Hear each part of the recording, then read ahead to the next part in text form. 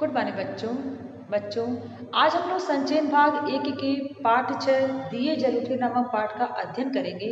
बच्चों, इस पाठ के लेखक हैं मधुकर उपाध्याय जी।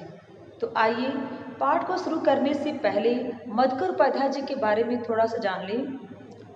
बच्चों, मधुकर उपाध्याय जी का जन्म 1956 में हुआ था और इनकी प्रारंभिक शिक्षा जो है अयोध्या में हुई। बाद में जो है अवध विश्वविद्यालय में जाकर इन्होंने विज्ञान में स्नातक की उपाधि भी प्राप्त किया। उसके बाद नई दिल्ली से इन्होंने पत्रकारिता में स्नातकोत्तर की डिप्लोमा भी प्राप्त की। ये इतिहास में तो इनकी दिलचस्पी थी ही, खास तौर पे ये जो ब्रिटानी शासनकाल था, जो विदेशी शासनकाल था, उनकी दिलचस्पी ने उनमें ज़्यादा थी और इसलिए उन्होंने महात्मा गांधी के चर्चित दांडी मार्च की पुनरावृत्ति के लिए प्रेरित किया और उन्होंने 400 किलोमीटर से अधिक पैदल यात्रा की। यानी कि दांडी मार्च की पुनरावृत्ति के लिए वो आगे आए और उन्हें महात्मा गांधी को प्रेरित किया और 400 किलोमीटर चल करके उससे अधिक भी पैदल यात्रा इन्होंने की। आज़ादी की 85वीं वर्षगांठ पर उनकी पुस्तक 50 साल पहले खासी चर्चित रही। यानी कि आज़ादी की 85वीं वर्षगांठ पर उन्होंने जो उनकी पुस्तक लिखी थी 50 दिन और 50 साल पहले, ये बहुत ही फेमस हुई। उनकी एक अन्य पुस्तक किस्सा पांडे सीताराम सूबेदार को भी काफ़ी सराहा गया। हिंदी और अंग्रेजी के समान अधिकार लिखने वाले मधुकर उपाध्याय की 3 पुस्तकें, यानी कि इन्हें हिंदी और अंग्रेजी दोनों पे समान अधिकार था और ये दोनों भाषाओं में ही जो है अपने काव्य की रचना करते थे। तो इनकी 3 पुस्तकें और 12 हिंदी में प्रकाशित हो चुकी थी। पत्रकारिता और साहित्य के साथ साथ उनकी दिलचस्पी कार्टून विधा और रेखांकन में भी थी। यानी कि पत्रकारिता तो करते थे, इसके साथ साथ उन्होंने कार्टून विधा में भी उन्हें महारत हासिल थी और उस पर भी को रेखांकन वो करते थे। आइए बच्चों, अब देखते हैं कि इस लेसन में इन्होंने क्या कहा है। दिए जल उठे महात्मा गांधी की दांडी यात्रा पर आधारित धुंधले पदचिन्ह, यानी कि यह जो लेसन दिए जल उठे हम पढ़ने जा रहे हैं, यह महात्मा गांधी की दांडी यात्रा पर आधारित है। धुंधले पदचिन्ह नामक रचना से यह अंश लिया गया। यानी कि जो ये लेसन हम पढ़ने जा रहे हैं, यह जो है ये महात्मा गांधी की दांडी जो यात्रा था उस पर आधारित है और धुंधले पदचिन्ह जो एक बुक है उस पे जो है उसमें का कुछ अंश जो है यहाँ पे लिया गया। यानी कि पूरा नहीं लिया गया धुंधले पदचिन्ह का, उसका कुछ अंश जो है इस लेसन में है। ये इसमें 19 मार्च 1930 के दिन घटी घटनाओं का वर्णन करते हुए राज पटेल की गिरफ्तारी और गांधी जी की दांडी यात्रा का संबंधी वर्णन है। यानी कि 19 मार्च 1930 को के दिन जो घटना घटी थी उसका वर्णन इस लेसन में है। और राज पटेल की गिरफ्तारी, जो राज पटेल की गिरफ्तारी हुई तथा अंग्रेज की दांडी यात्रा का संबंधी वर्णन इस लेसन में है। घनी अंधेरी रात में गांधी जी को नाव से महिसागर पार कराने के लिए लोगों ने क्या किया। यानी कि उस अंधेरी रात में उस मही नदी को पार कराने के लिए लोगों ने क्या किया, इसका अद्भुत वर्णन पाठक को हतप्रभ कर देता है। यानी कि जब आप इसको पढ़ेंगे तो आप आश्चर्यचकित हो जाएंगे किस तरह से उस रात को उन्होंने कैसे जो है उस नदी को पार किया था। पाठ का यह अंश अत्यंत रोचक बन पड़ा है। आइए अब पाठ को शुरू करते हैं।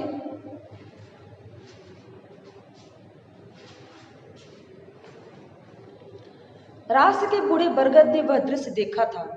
दांडी कूच की तैयारी के सिलसिले में वल्लभ भाई पटेल 7 मार्च को रास पहुंचे थे। रास के बूढ़े बरगद, यानी कि रास उस जगह की बात की जा रही है जहाँ पे घटना घटी। तो वहाँ पे एक बरगद का पेड़ था। तो यहाँ पे कह रहे हैं कि वो जो बरगद का पेड़ था वो उस बात का साक्षी था जब ये घटना वहाँ पे घटी थी। दांडी कूच की तैयारी के सिलसिले में वल्लभ भाई पटेल 7 मार्च को रास पहुंचे थे। यानी कि दांडी कूच की जो तैयारी चल रही थी उसी के सिलसिले में 7 मार्च को वल्लभ भाई पटेल रास में पहुंचे। उन्हें वहां भाषण नहीं देना था, लेकिन लोगों ने पटेल के आग्रह पर 2 शब्द कहना स्वीकार कर लिया। यानी कि पटेल जब वहां पहुंचे तो उन्हें वहां पे भाषण कोई नहीं देना था, किसी तरह का उनको लोगों को संबोधित नहीं करना था। लेकिन जब वो वहां पहुंचे तो लोगों ने उनसे आग्रह किया कि 2 शब्द आप बोलिए और उनके आग्रह को स्वीकार करके उन्होंने 2 शब्द बोला। उन्होंने कहा, भाइयों और बहनों, क्या आप सत्याग्रह के लिए तैयार हैं? उन्होंने कहा कि भाइयों और बहनों, क्या आप सत्याग्रह यानी कि जो ये हम लोग सत्याग्रह करने जा रहे हैं, क्या आप उसके लिए तैयार हैं? जो हम लोग दांडी कूच करने जा रहे हैं क्या उसके लिए आप तैयार हैं?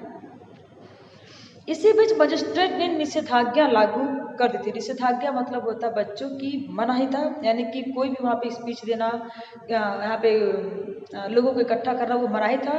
तो उन्होंने जब अपने दो शब्द उन्होंने बोल दिया तो इसी बीच मजिस्ट्रेट ने निषेधाज्ञा लागू कर दी और पटेल को गिरफ्तार कर लिया। यानी कि उनके इस अपराध में कि उन्होंने यहाँ पे स्पीच दिया, लोग एकत्रित हुए, इस जुर्म में उन्होंने वल्लभ भाई पटेल को, जो वहाँ के मजिस्ट्रेट थे, उन्होंने उनको गिरफ्तार कर लिया।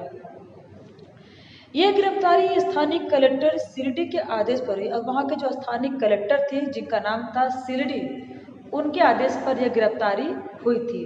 किसकी गिरफ्तारी हुई थी? वल्लभ भाई पटेल की गिरफ्तारी वहाँ के जो स्थानीय, जो वहाँ के लोकल, मतलब जो वहाँ के कलेक्टर थे शिरडी, उनके जो है आदेश पर हुआ, जिसे पटेल ने पिछले आंदोलन के समय अहमदाबाद से भगा दिया। यानी कि उसी कलेक्टर क्या ने उनको किया जिसको अहमदाबाद में वल्लभ भाई पटेल ने अपने आंदोलन से भगा दिया था। तो एक तरह से उसका गुस्सा था और एक तरह से इस तरह से आदेश भी था, दोनों मिला जुला करके, मतलब इस तरह से उनका क्रोध भी था और सरकारी आदेश भी था, दोनों एक तरह से वो लेकर के उन्होंने उसको गिरफ्तार कर लिया। वल्लभ भाई को पुलिस पहरे में बोरदस की अदालत में लाया गया, जहां उन्होंने अपना अपराध कबूल कर लिया। यानी कि सरदार वल्लभ भाई पटेल को पुलिस के पहरे में, यानी कि पुलिस के साथ जो है बोरसद की अदालत में, कहाँ लाया गया उनको? बोरसद की अदालत में उन्हें पेश किया गया। और जब वो वहाँ पे बोरसद की अदालत में वल्लभ भाई पटेल पहुँचे तो उन्होंने जज के सामने अपना अपराध स्वीकार कर लिया कि हाँ, मैंने वहाँ पे 2 शब्द कहे थे। जज को समझ में नहीं आ रहा था कि उन्हें किस धारा के तहत और कितनी सजा दी, और जब भी उन्होंने अपराध कबूल कर लिया तो जज को समझ में नहीं आ रहा था कि कितनी धारा के अंतर्गत उन्हें और सजा दी और वो कितनी सजा दी, वो ये समझ नहीं पा रहे थे। क्योंकि उन्होंने कोई अपराध तो किया ही नहीं था असल में, ठीक है। तो यहाँ पे वो समझ नहीं पा रहे थे कि वो क्या करें, और इसी स्थिति में 8 लाइन का फैसला लिखने में उन्हें 1.5 घंटा का समय लगा। और इसीलिए 8 लाइन का जो निर्णय लेने में, जो फैसला लेने में जज को 1.5 घंटा का समय लगा। वो इस असमंजस में पड़े रहेंगे कि उनको किस धारा के तहत हम उनको सजा दें। असल में उन्होंने कोई अपराध तो किया ही नहीं था। पटेल को 500 रुपये जुर्माने के साथ 3 महीने की जेल हुई, और जो जज थे उनको फैसला उन्होंने सुनाया तो उन्होंने कहा कि पटेल को 500 रुपये जुर्माने के तौर पर देना है और 3 महीने की उनको जेल की सजा हुई। इसके लिए उन्हें अहमदाबाद में साबरमती जेल ले जाया गया, और जब उनको जेल की सजा हो गई तो इसके लिए उन्हें अहमदाबाद में साबरमती जेल में उनको ले जाया गया। साबरमती आश्रम में गांधी को पटेल की गिरफ्तारी, उनकी सजा और उन्हें साबरमती जेल ले जाने की सूचना दी गई। अब ये साबरमती आश्रम में महात्मा गांधी थे। जब उन्हें सूचना मिली कि साबरमती जेल में वल्लभ भाई पटेल को गिरफ्तार करके ले जाया जा रहा है तो वो थोड़े से क्षुब्ध हो गए। गांधी इस गिरफ्तारी से बहुत ही क्षुब्ध है, लेकिन निराश में थोड़े से दुखी भी हुए कि मतलब इस तरह के एक इतने बड़े प्रतिष्ठित नेता को लोग गिरफ्तार कर लिए। उन्होंने कहा कि अब डांडी कूच की तैयारी बदल सकती है, यानी कि जो नियत समय पे डांडी कूच की तैयारी हो चुकी थी, लोग कूच करने वाले थे, लेकिन वल्लभ भाई पटेल की गिरफ्तारी से अब ऐसा लगा कि वो डेट जो हम लोग निर्धारित पहले कर चुके थे अब उसको बदलना पड़ेगा। वो अपने अभियान पर 12 मार्च से पहले ही रवाना हो सकते, यानी कि जो इस अभियान पे वो 12 मार्च को आना था, अब बोल रहे हैं कि उससे पहले भी मुझे जाना पड़ सकता है। आश्रम में एक एक आदमी हिसाब लगा रहा था कि मोटर कार से बोरसद से साबरमती जेल पहुंचने में कितना समय लगे, यानी कि सरदार वल्लभ भाई पटेल से सभी लोग मिलना चाहते थे, यानी कि आश्रम का प्रत्येक व्यक्ति उनसे मिलना चाहता था। तो इसलिए सारे लोग ये अनुमान लगा रहे थे कि बोरसद से साबरमती आश्रम तक पहुंचने में वल्लभ भाई पटेल को कितना समय लग सकता है। जेल का रास्ता आश्रम के सामने से ही होकर जाता था। वो इसलिए इंतजार कर रहे थे क्योंकि जो साबरमती का जो जेल था वह साबरमती के आश्रम से हो करके ही जाना था वहाँ पे, यानी कि बोरसद और साबरमती का जो जेल है उसके बीच में आश्रम था। तो जब बोरसद से वल्लभ भाई पटेल चलते तो उसी रास्ते से होकर के चलते जिस रास्ते पे साबरमती आश्रम था। तो इसीलिए आश्रम के सभी लोगों की उत्सुकता बनी थी सरदार वल्लभ भाई पटेल से मिलने की, उनकी एक झलक देखने की। आश्रमवासी पटेल की एक झलक पाना चाहते थे। समय का अनुमान लगाकर गांधी स्वयं आश्रम से बाहर निकल आए। पीछे पीछे सब आश्रमवासी आकर सड़क के किनारे खड़े हो गए। यानी कि समय का अनुमान लगा करके महात्मा गांधी भी वल्लभ भाई पटेल से मिलना चाहते थे। तो इसीलिए जब उनको लगा कि इसमें पहुंचने वाले हैं तो उसी समय वो जो बाहर जाकर के सड़क पे खड़े हुए, और उनके साथ साथ उनके बहुत सारे जो आश्रमवासी थे वो भी उनके साथ वहाँ पे खड़े हो गए। लोगों का ख्याल था कि पटेल को गिरफ्तार करके ले जाने वाले मोटर वहां किसी हाल में नहीं रुकेगी, लेकिन मोटर रुकी।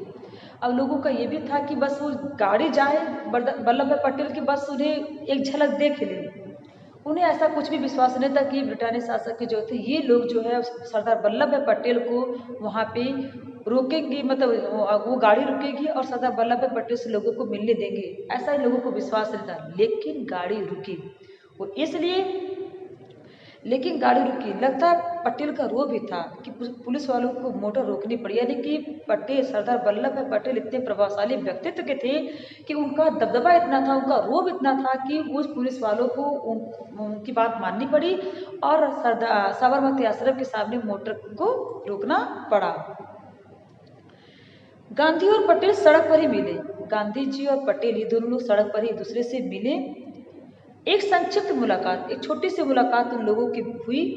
पटेल ने कार में बैठते हुए आश्रमवासियों और गांधी से कहा, मैं चलता हूं, अब आपकी बारी। और जब पटेल वहां से चलने लगे तो उन्होंने आश्रमवासियों से कहा कि मैं चलता हूं, अब आपकी बारी। कहने का मतलब ये है कि उन्होंने कहा कि अब मैं तो जेल जा रहा हूँ, बाकी के पीछे का सारे काम जो है आप लोग देखिएगा, उसको आप उसको पूरा करिएगा। बच्चों आज के लिए इतना है, आगे हम लोग कल पढ़ेंगे। धन्यवाद।